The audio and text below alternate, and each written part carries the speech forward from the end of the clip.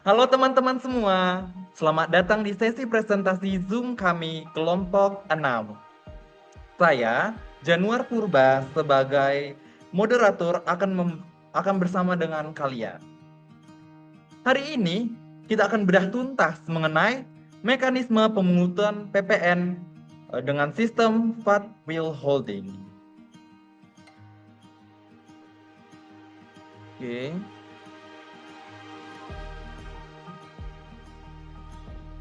Di kelompok 6 ada, boleh memperkenalkan sama masing-masing teman-teman? Hai semuanya, nama aku Gracia Veronica Nadia dengan NIM 24170. Selanjutnya, Saya Nabila Cantika dengan NIM 241705088. selanjutnya,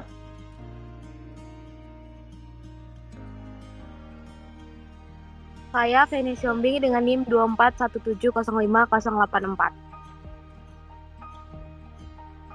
dan saya sendiri, Januar Robin Sargideon Purba dengan NIM 241705089. Selanjutnya, Saya Tung Fatima Azahra dengan NIM 24170501091. baik, di sini kami akan memulai presentasinya.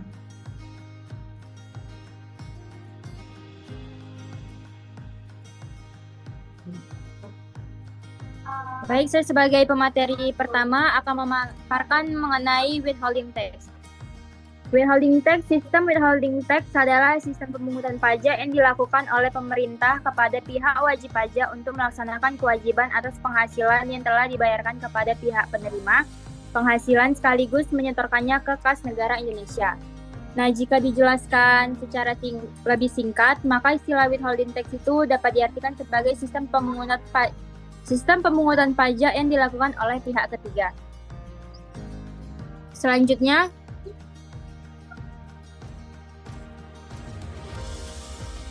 ada penerapan withholding tax di Indonesia. Pada dasarnya, sistem ini akan dibagi menjadi dua cara yang berbeda. Yang pertama ada pemotongan pajak yang berlaku untuk PPh 21, PPh 23, PPh 26, dan PPh 4 ayat 2. Selanjutnya yang kedua ada pemungutan pajak berlaku untuk pemungutan PPh 2. Kedua jenis cara ini akan memiliki karakteristik yang berbeda. Hal ini bisa dilihat dari penggunaan kata pemotongan pajak serta pemungutan pajak yang ada di atas. Ada juga contoh pemungutan pajak dalam withholding tax. Adalah berasal dari penerimaan nilai bruto pada suatu transaksi tersebut. Nantinya contoh pemungutan pajak ini bisa dilihat pada sistem pemungutan pajak penghasilan pasal 22. Terima kasih. Baik, terima kasih Nabila. Lalu di sini saya akan menjelaskan tentang proses mekanisme pemungutan PPN dengan sistem withholding. Penerbitan faktur pajak pertama itu adalah penerbitan faktur pajak oleh PKP penjual. PKP penjual atau rekanan yang menyerahkan BKP atau JKP kepada pemungutan PPN wajib membuat faktur pajak atau e-faktur atas penyerahan tersebut. Faktur pajak ini dibuat pada saat terjadinya penyerahan atau saat penagihan sesuai dengan ketentuan perpajakan. Dalam faktur pajak, PPN yang terutang dicantumkan dalam PPN tersebut tidak dibayarkan langsung oleh pembeli atau pemungut PPN kepada PKP penjual. Faktur pajak biasanya dibuat dengan kode transaksi khusus, misalnya kode 02 atau 03, untuk pemungutan oleh pemungutan PPN. PKP penjual menyampaikan faktur pajak tersebut kepada pemungut PPN saat mengajukan tagihan. Lalu yang kedua itu adalah proses pemungutan PPN oleh pembeli atau pemungut PPN. Ketika pemungut PPN, misalnya bendaharawan pemerintah akan melakukan pembayaran tagihan kepada PKP penjual, ia akan memotong atau memungut PPN yang tercantum dalam faktur pajak tersebut.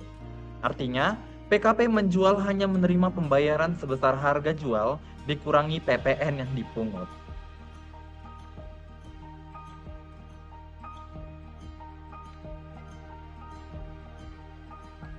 Yang ketiga ada penerbitan surat setoran pajak (SSP) oleh pemungutan PPN. Setelah pemungutan PPN, pemungut PPN bertanggung jawab untuk menyetorkan PPN tersebut ke kas negara. Pemungut PPN membuat dan menandatangani surat setoran pajak atau SSP atas nama PKP penjual rekanan. SSP diisi dengan nomor pokok wajib pajak dan identitas PKP penjual, namun ditandatangani oleh pemungut PPN sebagai pihak yang menyetor. Kode akun pajak atau kode jenis setoran yang digunakan adalah kode untuk PPN dalam negeri yang dipungut oleh pemungut PPN. Misalnya, kode 411211 dengan jenis setoran 910 atau sesuai ketentuan terbaru. SSP ini bersamaan dengan faktur pajak menjadi bukti pemotongan dan penyetoran PPN. Yang terakhir ada penyetoran dan pelaporan. Pemungut PPN wajib menyetorkan PPN yang telah dipungut ke kas negara melalui bank persepsi atau kantor pos. Apa itu bank persepsi? Adalah bank yang ditunjuk dan disetujui oleh DJP untuk menerima pajak. Biasanya pada hari yang sama dengan tanggal pembayaran kepada PKP penjual atau paling lambat sesuai batas waktu yang ditentukan. Setelah penyetoran, pemungut PPN harus membutuhkan cap disetor tanggal dan menandatangani SSP serta faktur pajak. Faktur pajak dan SSP ini diserahkan kepada PKP penjual. Pemungut PPN juga wajib melaporkan PPN yang telah dipungut dan disetor dalam SPT masa PPN bagi pemungut PPN ke Kantor Pelayanan Pajak KPP, tempat pemungut terdaftar.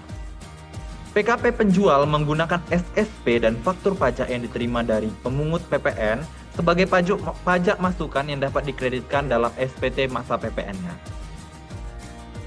Hanya sampai di sini yang bisa saya sampaikan. Next.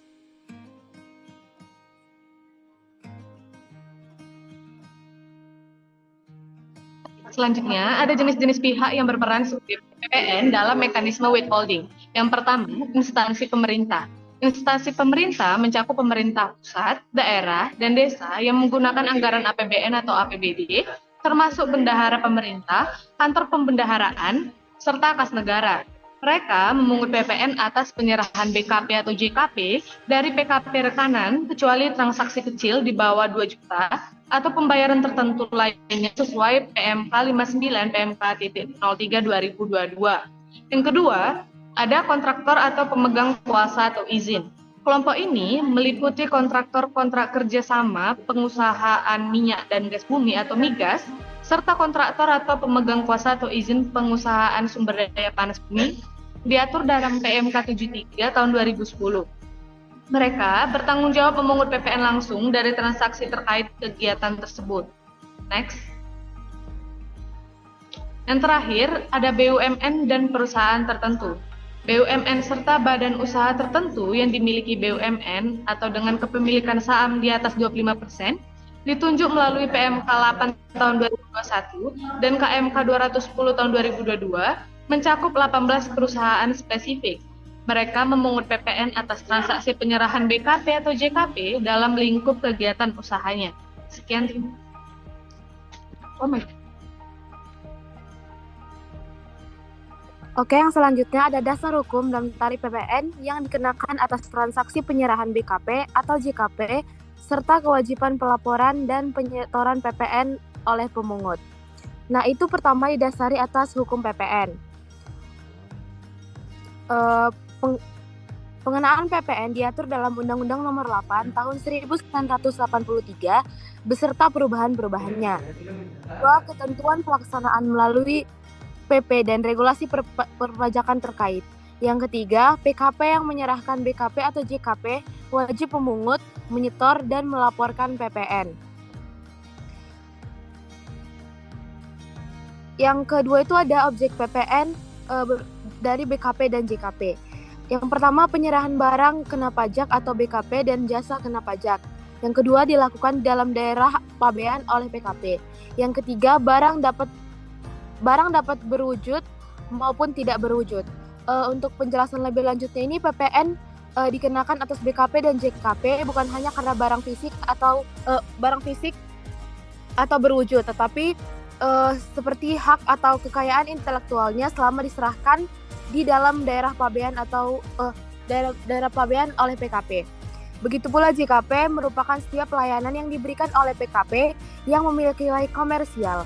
Dengan cakupan tersebut, hampir semua transaksi barang dan jasa di Indonesia menjadi objek PPN kecuali yang secara khusus dikecualikan dalam peraturan. Next.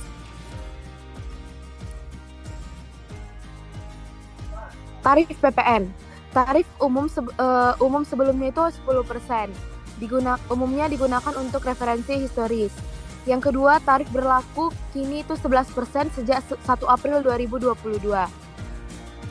Tarif menuju 12% itu paling lambat pada 1 Januari 2025. 0% itu untuk ekspor BKP ataupun JKP.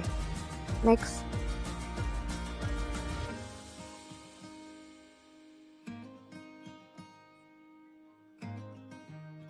Kewajiban PKP sebagai pemungut PPN. Yang pertama itu memungut PPN atas penyerahan BKP ataupun JKP. Yang kedua menerbitkan faktur pajak sesuai waktu penyerahan atau pembayaran. Yang ketiga menyetor PPN ke kas negara.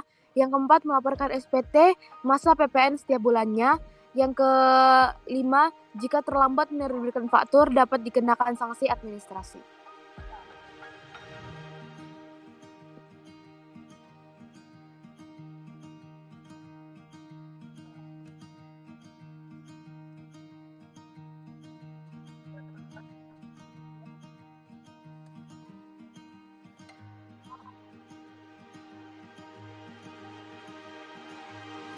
Selanjutnya, perbandingan sistem self-assessment dengan withholding system dalam pungutan PPN. Next.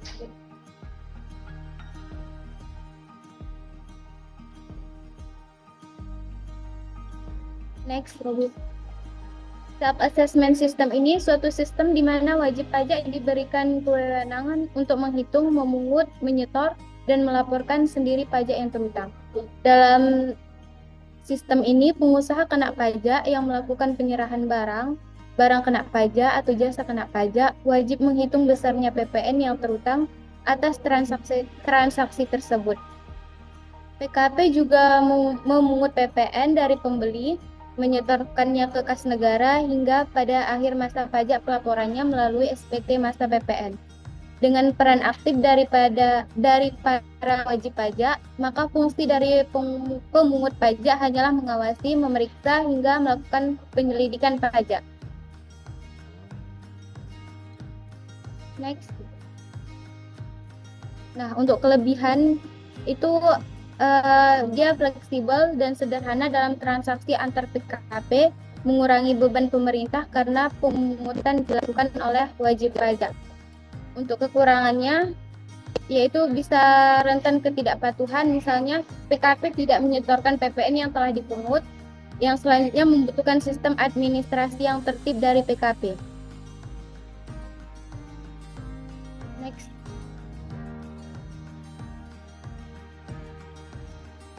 Untuk withholding assessment system sendiri itu pihak ketiga adalah pihak yang paling aktif dalam memiliki wewenang untuk menentukan besar kecilnya penyetoran pajak.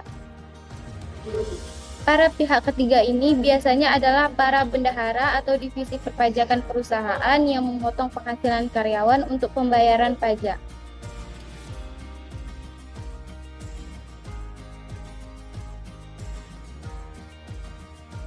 Dan kelebihannya ini, kepastian penerimaan PPN lebih tinggi karena dipungut oleh pihak yang diawasi pemerintah. Yang kedua, itu mengurangi resiko tax evasion pada PKP tertentu. Untuk kekurangannya, arus kas PKP penjual dapat terganggu karena penerimaan pembayaran setelah dipotong pajak dan administrasi lebih kompleks karena ada bukti potong dan rekonsiliasi.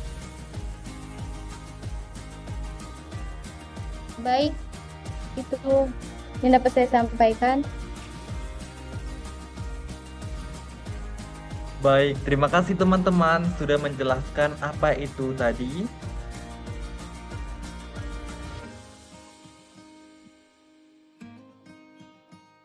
Mekanisme pemungutan PPN dengan sistem VAT withholding.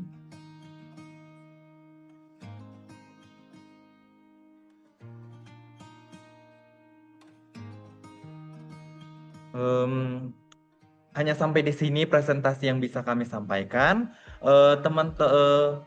Terima kasih kepada teman-teman karena sudah menjelaskan sehingga orang lain ataupun orang yang belum tahu jadi lebih bisa mengetahui apa sih mekanisme pemungutan PPN dengan sistem VAT withholding.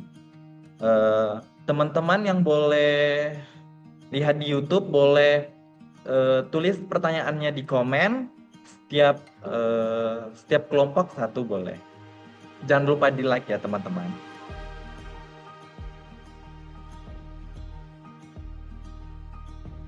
Saya Januar Robinsar Gideon Purba sebagai moderator mohon undur diri. Selamat melanjutkan aktivitas dan semoga kita bisa bertemu di kesempatan berikutnya. Terima kasih. Terima kasih.